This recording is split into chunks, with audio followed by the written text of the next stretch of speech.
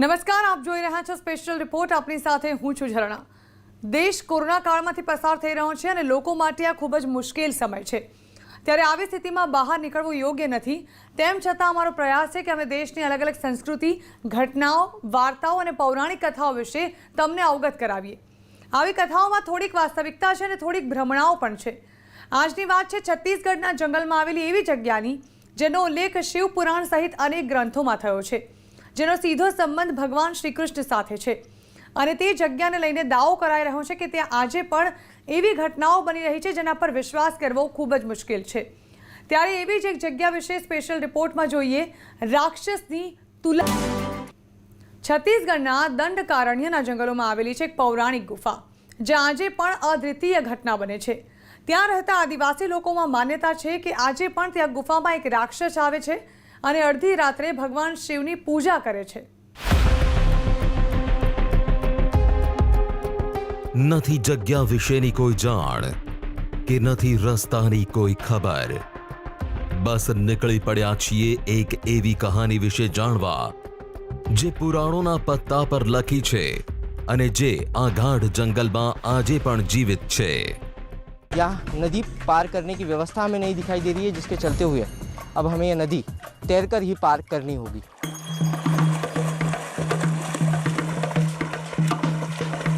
इस पानी का बहाव इतना तेज है जिसकी वजह से इस नदी को पार करने में हमें खासी दिक्कतों का सामना करना पड़ रहा है. नदी पार करा दोगे? तुलार गुफा जाना है हम लोगों को. तुलार गुफा.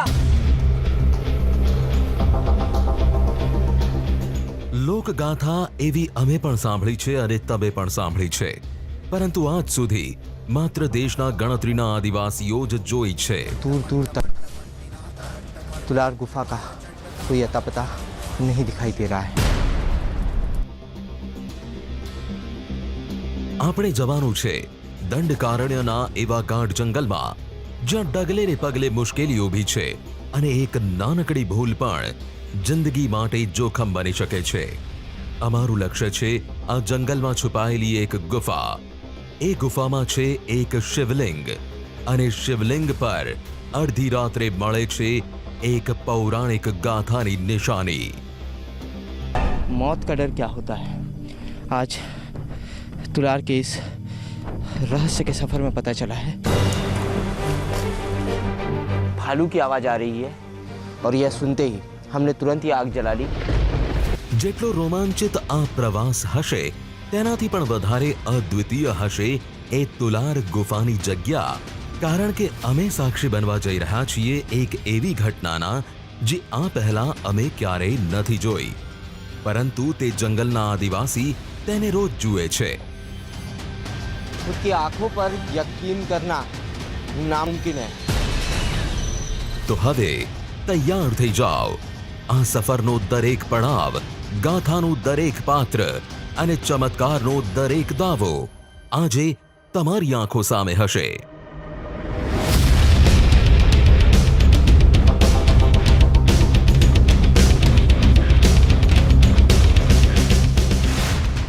છત્તીસગઢના ગાઢ જંગલોથી નહીં પરંતુ રાયપુરના રસ્તાઓ પરથી આ સફર શરૂ થયું.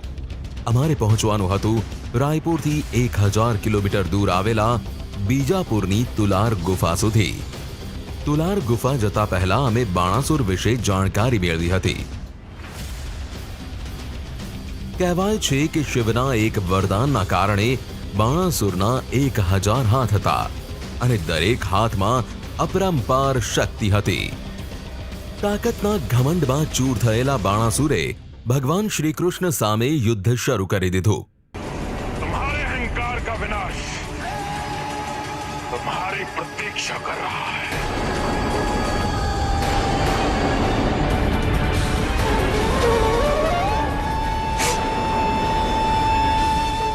શ્રી કૃષ્ણના વારથી બચવા માટે બાણાસુરે એક ગુફામાં છુપાઈને શિવજીની આરાધના કરી હતી.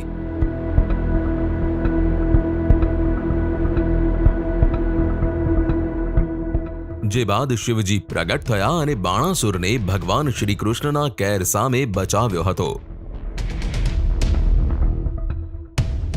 અમે જે તુલાર ગુફાની શોધમાં નીકળ્યા છીએ, કહેવાય છે કે તે જ ગુફાની અંદર બાણાસુરે શિવજીની આરાધના કરી હતી, જ્યાં આજે પણ બાણાસુરના આવ્યાના નિશાન મળી આવે છે. તુલાર ગુફાની યાત્રામાં અમારો પહેલો પડાવ હતો બારસુર. કહેવાય છે કે બાણાસુરના કારણે જ આ જગ્યાનું નામ બારસુર પડ્યું.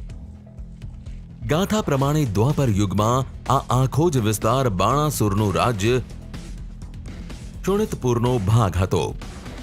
અહીંના લોકોએ જણાવ્યું કે તુલાર ગુફાના રસ્તામાં ગાઢ જંગલ અને જંગલી પ્રાણીઓથી પણ વધારે ખતરો લાલ સલામનો છે. नक्सलियों की जनताना सरकार वहाँ महाशिवरात्रि के समय भी सरकार अपनी ओर से कुछ नहीं कर पाती. नक्सली वहाँ जो है बैनर पोस्टर लगाते हैं और शिवरात्रि के समय जो व्यवस्था होती है वो भी नक्सलियों की देखरेख में होता है. આદિવાસીઓની વાત પરથી એ અંદાજો આવી ગયો હતો કે અમે સતત નક્સલી વિસ્તારમાં ઘૂસી રહ્યા છીએ. અબુજમાળના જંગલમાં પ્રવેશતા પહેલા સીઆરપીએફની એક ચેકપોસ્ટ મળી. ચેકપોસ્ટની આગળ વધતાની સાથે જ અબુજમાળનું જંગલ ગાઢ થવા લાગ્યું. ગાઢ જંગલની વચ્ચે જ પાકા રસ્તાઓ પણ સાથ છોડી દીધો, જે બાદ ન કોઈ માણસ દેખાયો કે ન તો રસ્તાનો કોઈ ખ્યાલ આવ્યો. क्या हुआ सर? मैं इससे आगे नहीं बढ़ पाऊंगा सर. क्यों सर? पूरा बहुत अंदर आ गया सर. अपन 10-15 किलोमीटर अंदर आ चुके हैं और आगे तो पूरा नस्ल कोई ये है, आगे बढ़ ही नहीं पाऊंगा मैं. आपको जैसे जाना है सर वैसे जाओ. પરંતુ અમે પણ નક્કી કરી લીધું હતું કે અમે હાર નહીં માનીએ. ગમે તેવી મુશ્કેલી આવી પડે તો પણ અમે તુલાર ગુફા સુધી પહોંચીને જ જંપીશું.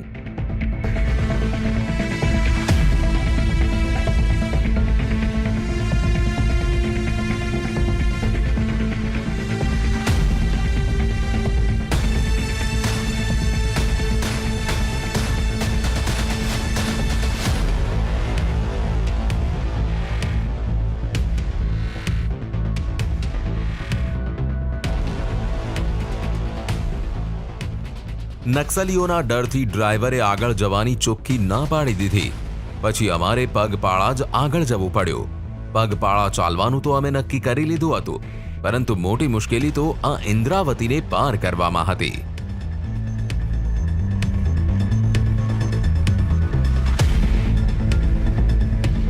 यह दंडकारण्य के बीहड़ों से बहने वाली इंद्रावती नदी और यहीं से शुरू होती है हमारे सफ़र की कठिनाई. गांव वालों को बताए अनुसार हमें इस इंद्रावती नदी को पार करने के बाद जंगल में करीब 20 किलोमीटर का और कठिन सफ़र तय करना होगा और इस नदी के बाद हमें 2 और नदियों को पार करना होगा. नदी हमें यहाँ तो उथली हुई दिखाई दे रही है, लेकिन इसके आगे पानी का हरा रंग देखकर नदी के गहराई का अंदाज़ा लगाया जा सकता है. और यहाँ किसी प्रकार की कोई नाव या नदी पार करने की व्यवस्था हमें नहीं दिखाई दे रही है, जिसके चलते हुए अब हमें यह नदी तैरकर ही पार करनी होगी.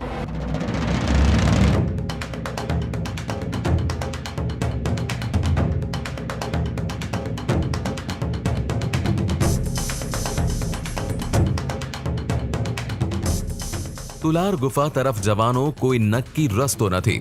માત્ર નિશાનીઓના આધારે જ ત્યાં પહોંચી શકાય છે અને અમે તેના આધારે જ આગળ વધી રહ્યા હતા. ત્યારે આગળની નિશાની હતી સાતધાર નદી.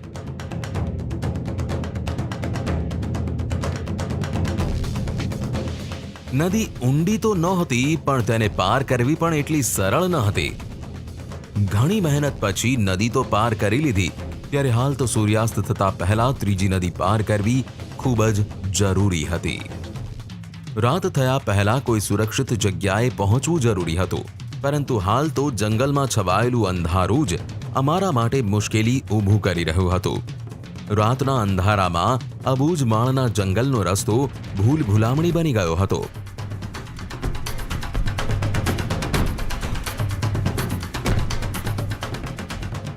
રાતના અંધારામાં જંગલના રસ્તાઓ પર ભટકવું એ મોતને આમંત્રણ આપવા બરાબર છે. તોડમાં ગામ તો મળી ગયું, પરંતુ રાતના અંધારામાં તુલાર ગુફા જવું એ જિંદગીને દાવ પર લગાડવા બરાબર હતું. અમારી વિનંતીના કારણે તોડમા ગામના એક વ્યક્તિ અમારા સાથે આવવા માટે રાજી થઈ ગયા. સુમસામ જંગલ, રાતનું અંધારું અને જંગલી જાનવરોની સાથે સાથે નક્સલીઓનો ખતરો. તેમ છતાં અમે તુલાર ગુફા તરફ જવાનું ચાલુ જ રાખ્યું. જાનવરોથી બચવા માટે અમે કેમેરાની લાઇટ પણ બંધ કરી દીધી. ત્યાં અચાનક જ અમારી સાથે આવેલા વ્યક્તિ ઊભા રહી ગયા. क्या हुआ? बालू कागज है, लाइट बंद करो, लाइट बंद करो, तुरंत कर. सुनील बैग कहाँ है? बैग मेरे पास। बैग में पेट्रोल रखा था. हाँ हाँ है ए सुनील लाइटर दे रहा हूँ।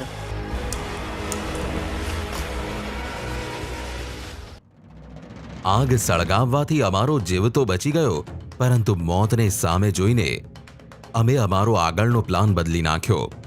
અંધારાની સાથે સાથે જંગલમાં ઠંડી પણ વધતી જઈ રહી હતી. તુલાર ગુફાના રહસ્યને જાણવા માટે અમે સુમસામ જંગલમાં સવાર પડવાની રાહ જોવા લાગ્યા. હજુ તો બીજા દિવસે પણ વધારે મુશ્કેલીઓ અમારી રાહ જોઈ રહી હતી. ગાઢ જંગલો વચ્ચે આવેલી વિશાળ ગુફા ખૂબ જ ડરામણી છે. સાથે જ ત્યાં આવનારી શક્તિ વિશે પણ લોકોમાં અલગ અલગ વાયકાઓ છે. ત્યારે તમે ક્યાંય જતા નહીં. બ્રેક બાદ જાણીશું કે ગુફામાં આવનારી એ અદ્વિતીય શક્તિ વિશે. હાલ રોકાઈએ. સુરતમાં ભારે પવન સાથે વરસાદ વરસતા લીમડાનું વૃક્ષ ધરાશયી થયું. માર્ગ પર અવરજવર ઓછી હોવાથી દુર્ઘટના ટળી.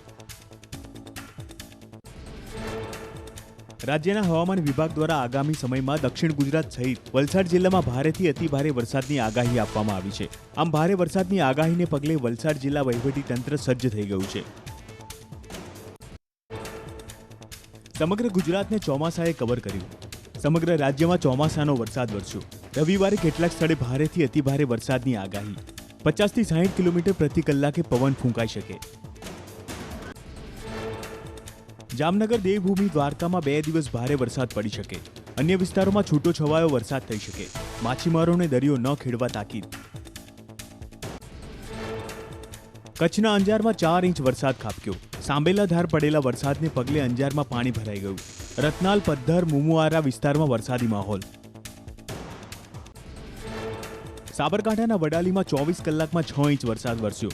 ધોધમાર વરસાદના કારણે નીચાણવાળા વિસ્તારમાં પાણી ભરાયા. વડાલીનું ચુલ્લા ગામ બેટમાં ફેરવાયું.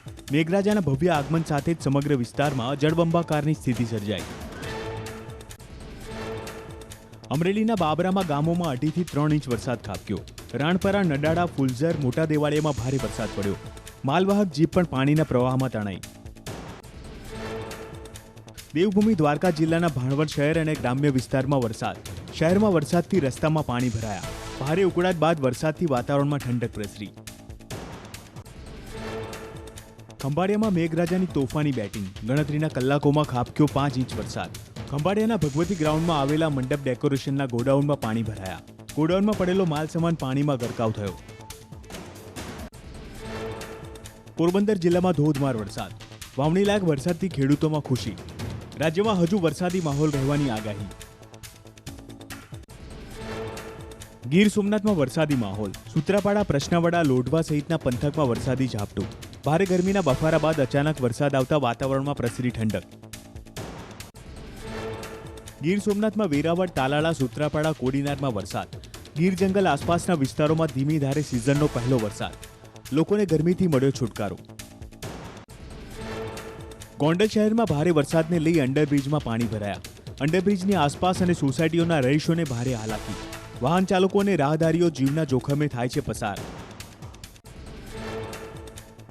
ઉપલેટામાં સતત બીજા દિવસે પણ મેઘરાજાની પધરામણી થઈ છે. ખાસ કરીને ઉપલેટા અને શહેરના બાપુ બાવલા ચોક, અશ્વિન ચોક, જકરિયા ચોક, સિંધી માર્કેટ સહિતના વિસ્તારોમાં પાણી ભરાયા છે. ગોંડલ તાલુકાના મોવિયા ગામે ભૂગર્ભ ગટરના ખાડાઓમાં ભરાયું વરસાદી પાણી. ખાડામાં પાણી ભરાયા છતાં તંત્રને નથી માર્યા ચેતવણીના બોર્ડ. હળવદ પંથકમાં વરસાદને પગલે ખેતરોમાં પાણી ભરાયા. ખેતરની આજુબાજુ સોસાયટીઓ અને રહેણાંક વિસ્તાર હોવાથી પાણીનો નિકાલ ન થતા મગફળીનો પાક પાણીમાં ડૂબ્યો. મશીન મૂકી ખેતરમાંથી પાણી કાઢ્યું. ગરડા શહેર તેમજ માંડવધાર, કેરાડા, રામપરા, રણિયારા, ગોરડકા, સાલિકપરડા સહિતના ગામોમાં વરસાદ થયો. ચોમાસાની શરૂઆતમાં ધોધમાર વરસાદ થતાં ધરતીપુત્રોમાં આનંદ છવાયો છે. સુરેન્દ્રનગર જિલ્લાના વઢવાણ, ધાંગધ્રા, ચોટીલામાં ભારે વરસાદ થયો. વઢવાણ, જોરાવર નગરમાં વરસાદી પાણી ભરાયા. નગરપાલિકાની પ્રી મોન્સૂન કામગીરીની ખુલ્લી પોલ. છોટાઉદેપુર જિલ્લામાં વરસાદી માહોલ જામ્યો છે. બોડેલી તાલુકામાં તેજ પવન સાથે વરસાદ વરસ્યો. બોડેલીની બજારો, સોસાયટીઓ અને ગરનાળામાં પાણી ભરાયું. પાણીમાં કાર ફસાઈ હતી. લોકોએ ભારે મહેનત બાદ બહાર કાઢી. દંડકારણ્યના જંગલોમાં એક રાત વિતાવી એ પણ મોતને આમંત્રણ આપવા બરાબર છે. ત્યારે એક તો સવાલ ઊભો થાય છે કે આવા ગાઢ જંગલો વચ્ચે આવેલી ગુફામાં શિવલિંગની પૂજા કરે છે કોણ? હતું, પરંતુ નવાઈની વાત તો એ હતી કે આવા ગાઢ જંગલમાં પણ शिवलिंगनी पूजा करी होवानुं देखाई रह्युं हतुं. हम लोग देख सकते हैं कि इस गुफा के ऊपरी हिस्से से लगातार इस शिवलिंग पर पानी गिर रहा है और ऐसी परिस्थिति में अगर कोई व्यक्ति कई दिनों पहले इस शिवलिंग की पूजा करता या ये सामग्री इस शिवलिंग पर चढ़ाता तो अभी तक वो इस शिवलिंग पर और इस गणेश मूर्ति पर स्थिर नहीं रहती. हम लोग देख सकते हैं कि इस शिवलिंग के ऊपर चढ़े हुए इस बेलपत्र पर हल्दी और किसी सामग्री का लेप लगा हुआ है. उसके साथ ही भगवान शिव को चलने वाले विशेष प्रकार के नीले पुष्प भी इसके साथ है. इन बेलपत्रों को और इन फूलों को देखकर अंदाज़ा लगाया जा सकता है कि कुछ ही घंटों पहले मानो इस शिवलिंग की और इस गणेश मूर्ति की किसी ने पूजा की है. ગુફાની નજીકમાં ક્યાંય લોકોનું ગામ પણ નથી, તો પછી આ શિવલિંગની પૂજા કરી કોણે? જે સવાલનો જવાબ શોધવા આવ્યા હતા તે જ સવાલ ફરી અમારી સામે ઊભો થયો હતો. પરંતુ અમે આ પૂજાને નથી માનતા, કેમ કે આ તો કોઈ આદિવાસીએ પણ કરી હોઈ શકે છે. પરંતુ મહાદેવના જે અદૃશ્ય ભક્તનો અહીંયા આવવાનો દાવો કરાય છે તે કોણ છે? તે બાણાસુર છે કે કોઈ બીજું છે? તેની જાણકારી તો અમારે મેળવવાની જ હતી. इस शिवलिंग और उसके सामने स्थित गणेश प्रतिमा पर जितने भी बेल, पुष्प, हल्दी और पूजा की सामग्री चढ़ी हुई थी वो सारी सामग्री हमने यहाँ से हटा दी है. अगर कोई व्यक्ति हर रोज़ इस शिवलिंग की पूजा करने के लिए आता है तो वो आज भी इस शिवलिंग की पूजा करने के लिए आएगा. लेकिन ये काल्पनिक कहानी हकीकत है या फसाना, यह जानने के लिए हमें आज मध्यरात्रि तक का इंतजार करना होगा.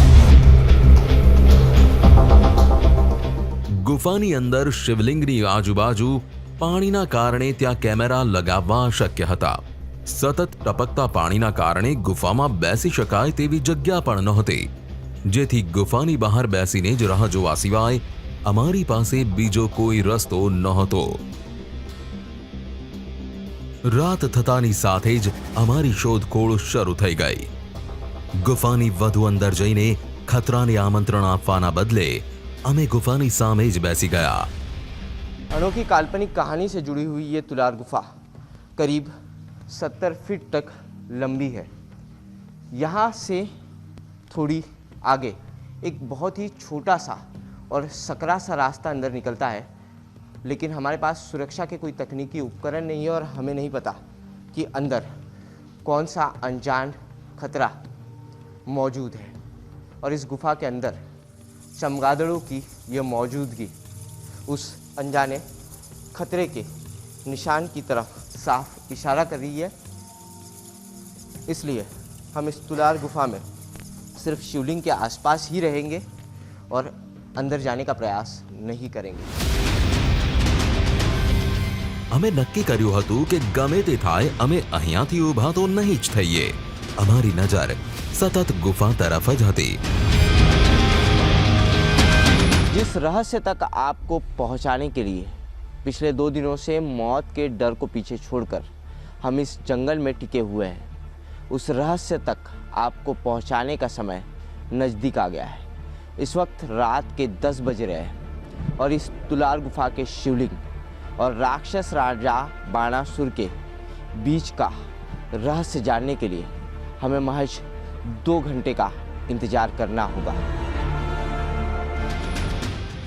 થોડી પણ હલચલ થાય કે અમે શિવલિંગ તરફ ભાગતા, પરંતુ કંઈ ન મળવાના કારણે અમારે પરત આવવું પડતું હતું। આમને આમ મહાદેવના એ અદ્રશ્ય ભક્તની રાહમાં રાતના 12 વાગી ગયા હતા। ત્યાં જ અચાનક જંગલમાં ભારે પવન ફૂંકાવા લાગ્યો।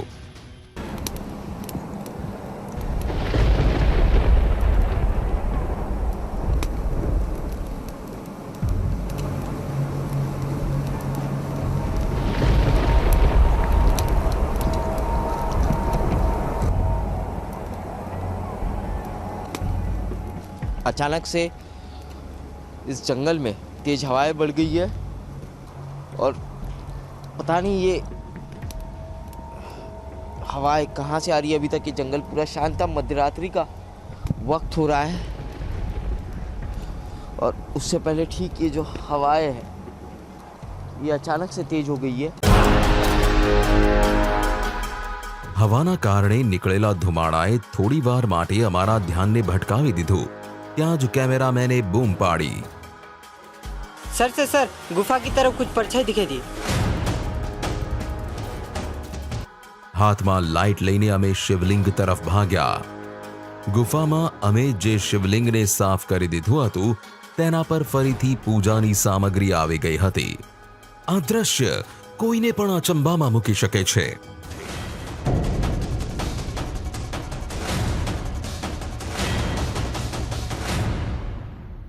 आज सुबह भी कुछ इसी तरह का नज़ारा था, लेकिन बाणासुर और तुलार गुफा के इस रहस्य को जानने के लिए हमने इन सारी चीज़ों को आज सुबह ही साफ किया था।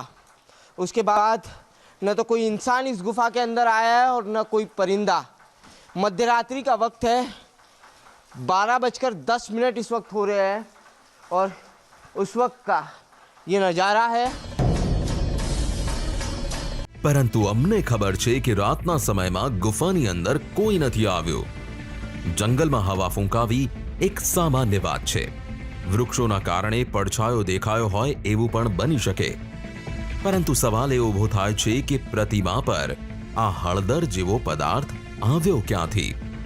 બની શકે કે તે ઉપર પર્વતમાંથી નીકળતા કોઈ રાસાયણિક તત્વનો પદાર્થ હોઈ શકે, જે ગુફામાં ટપકતા પાણીની સાથે શિવલિંગ પર આવતો હોઈ શકે છે।